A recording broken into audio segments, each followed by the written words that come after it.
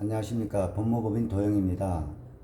오늘 저희는 판교 진원 노재비양 분양재란 승인 취소 소송에 대해서 안내를 하고자 합니다.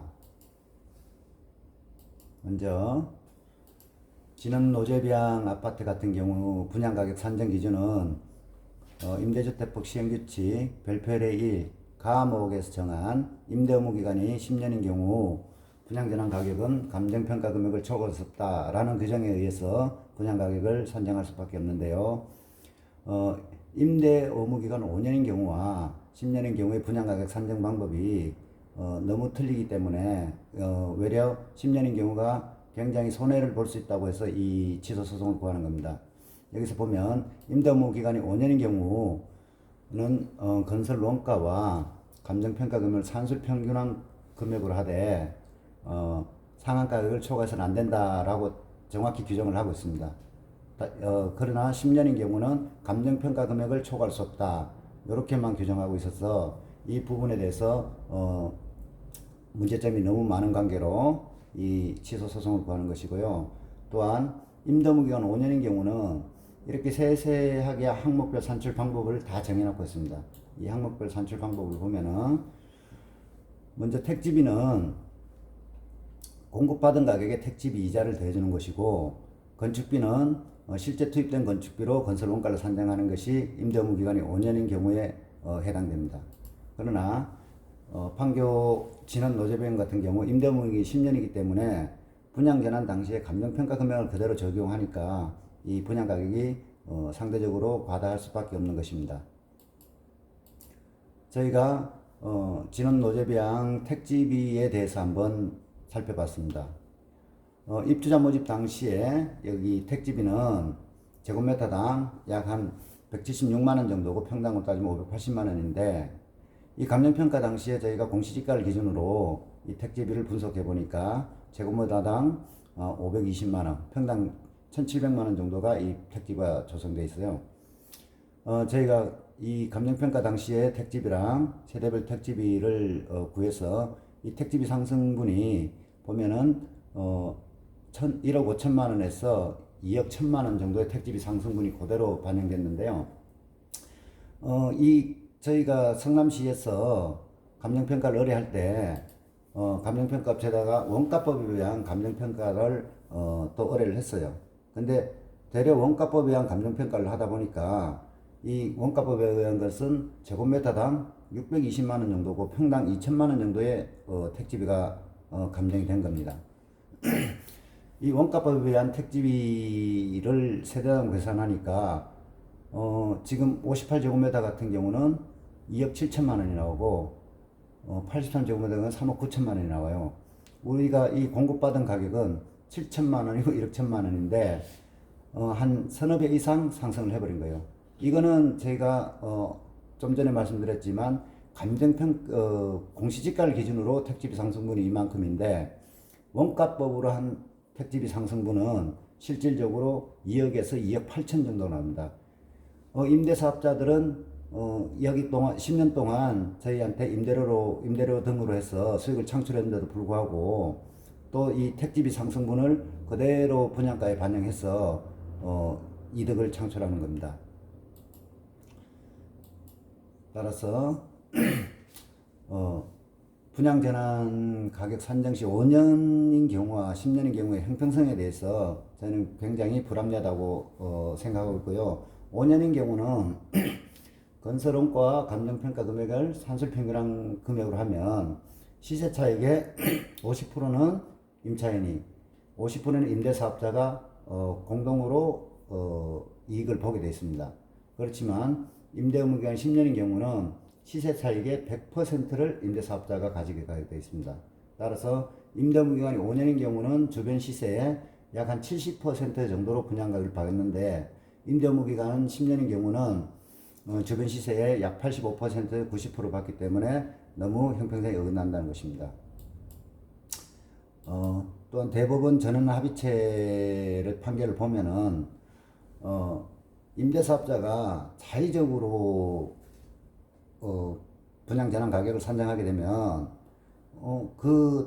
그에 따른 이득을 임대사업자가 다 차지하게 돼 있고 저희가 6개월 이내에 분양 전환을 받지 않으면 우선 분양권이 박탈되고 제3자한테 매각을 해버리면 저희는 어떠한 우선 분양권만 박탈당하는 그런 경우가 발생할 수 있습니다. 또한 이 판례에서 얘기하는 것은 분양가격 산정 기준은 정확히 강행법규이고 그 초과하는 범위 내에서는 무효라고 하는 것이고, 건축비 또한 표준 건축비 범위 내에서 실제 투입된 건축비라고 함이 상당하다는 것입니다. 또한 이 임대주택법의 입법 취지 목적은 서민의 주거 안정을 도모하는 임대주택법 입법 목적인데 그 목적에 반해서는 안 된다는 것이고, 이 대법원 전원합의체 원심 판결을 보면은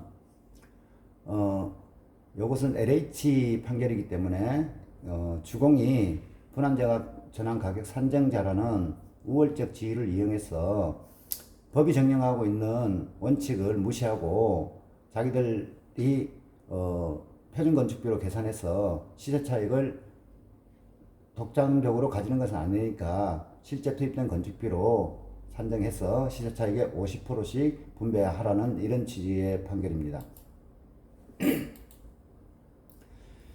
여기 판교 주민들이 이 부분에 대해서 많이들 오해를 하고 계시는데, 여기 보시면은 이 분양 가격이라고 나타나 있습니다. 이 분양 가격이 우리가 분양 받을 때 분양 가격이라고 처음에 입주자 모집 공고 때 그렇게 전부 다 오인들 하고 계시는데, 이 분양 가격이라는 것은 임대 분양 가격입니다. 그래서 이 임대 분양 가격을 왜 산정을 해놓고 분양 가격으로 해놨느냐, 여기서 우리가 임대 보증금하고 임대료를 산출할 때 이 아파트가 지어지기 전에 입주자 모집 공고를 하는 관계로 아파트 건축비를 알 수가 없으니까 주택가격을 이 임대 분양 가격으로 정한 것이고, 결론은 이게 확정 분양가는 아니라는 것입니다. 이거는 임대료하고 임대 보증금을 산출하기 위한 분양 가격이었고, 이거는 표준 건축비로 한 거기 때문에 이 확정 분양가라는 것은 제가 확정 분양가라는 건 이렇게 확정 약정서가 있습니다. 이게 평택 부영 아파트 분양가 약정서인데요. 여기 보시면 여기도 10년짜리입니다. 마찬가지로. 근데 확정 분양가가 2억 1천, 5년 뒤에 분양할 때 2억 1천만 원 너한테 분양을 하겠다, 이렇게 약정을 한 겁니다. 그래서 이 분들은 5년 뒤에 내가 얼마에 분양받을 수 있다는 것을 정확히 인지하고 명확하게 5년 뒤에 나는 2억 천에 이 아파트를 분양받을 수 있다, 이런 저거지만, 저희 같은 경우는 단지 한 줄 감정평가 금액을 초과할 수 없다, 이렇게 돼 있으니까 저희가 굉장히 불합리하고, 이 확정 분양가를 저희가 처음부터 우리도 확정 분양가 약정이 있었으며 지금 이런 분란의 소지는 없는 것입니다. 그 진원 임차인들이 요구하는 분양계산 산정 방법은 저희가 봤을 때 이렇게 될 것 같습니다. 건설 원가와 감정평가 5년짜리하고 동일하게 해달라, 아니면 원가법에 의한 감정을 해달라. 조금 전에 말씀드렸지만 택지비도 원가법에 의했지만 그건 시장 가치를 기준으로 한 원가법이었고, 저희가 요구하는 것은 시장 가치 외의 가치 기준으로 감정평가를 해달라는 것인데, 이 두 가지는 이 1번하고 2번은 거의 비슷한 가격이 나옵니다. 저희가 1번으로 계산을 하면 83제곱, 전용분양 83제곱미터 같은 경우에는 거의 한 4억 한 7천 정도의 분양 가격이 예상되고, 2번 또 거의 한 5억 정도. 근데 이도 저도 안 되면 분양가 상한제를 적용해달라. 민간 아파트도 분양가 상한제가 적용되는데 저희 같은 경우도 분양가 상한제도 적용을 못 받는 그런 불합리하니까 최소한 분양가 상한제로라도 적용을 해달라. 이 세 가지의 우리가 산정 방법 중 하나는 해야 되지 않느냐, 이런 것이고, 저희가 판단했을 때는 1번이 가장 합리적인 분양가격 방법으로 사료되는 것입니다. 이 소송에서 주요 쟁점 사항은 이제 임대문 기간이 10년인 경우 분양되는 가격은 감정평가를 칠 수 없다. 이 규정에서 의해서 이 감정평가 금액이 무엇이냐. 조금 전에도 말씀드렸지만 대법원 전원합의체 판례 때 5년짜리에도 건축비라고만 해놨지 이게 표준 건축비인지 실제 투입된 건축비인지 이 부분을 명확하게 안 해놔서 대법원 전원합의체에서는 그 건축비는 실제 투입된 건축비를 의미한다 라고 해서 그 대법원 전원합의체가 판결이 나온 겁니다. 따라서 저희도 이 감정평가 금액이 거래사료 비교법인지 시장가치외의 가치 기준으로 하는 원가법인지 이것을 쟁점사항으로 다툴 것이고요. 두 번째는 우리나라 헌법에 모든 국민은 법 앞에 평등하다고 되어 있습니다.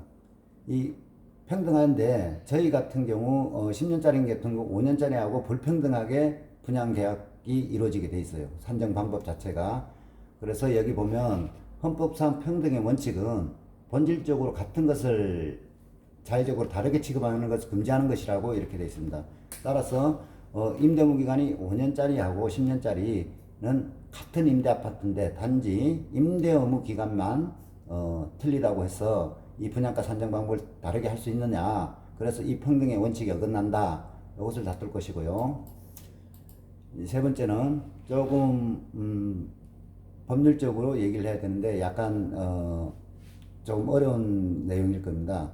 이게 부진적 입법 부작이라고 해서 이것은 무엇이냐고 하면 법은 정해져 있는데 저희처럼 임대무 기간이 10년인 경우는 분양가격 산정 방법은 감정평가 금액을 초과할 수 없다. 이렇게 법은 정해졌지만 그 법이 불완전하고 불충분하고 불공정하게 규정되어 있어서 이게 부진적 입법 부작이라는 것입니다. 그래서 이 부진적 입법 부작에 대해서 위헌법률 심판을 저희가 청구를 하고 담당 재판부에서 제청을 하면 헌법재판소에서 이 판단을 해줄 것입니다.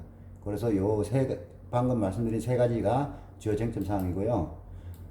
분양전환 승인 취소 소송 절차는 일단 성남시를 상대로 분양전환 승인 취소 소송을 제기를 하고 그러고 난 다음에 이제 이건 동시행이 될 거예요. 분양전환 승인 집행정지를 신청해야 됩니다. 집행정지를 신청을 하지 않으면 6개월 이내에 분양받지 않을 경우 저희는 당연히 우선 분양권이 박살되겠죠. 그래서 이 집행정지 신청이 가장 중요한 것이고요.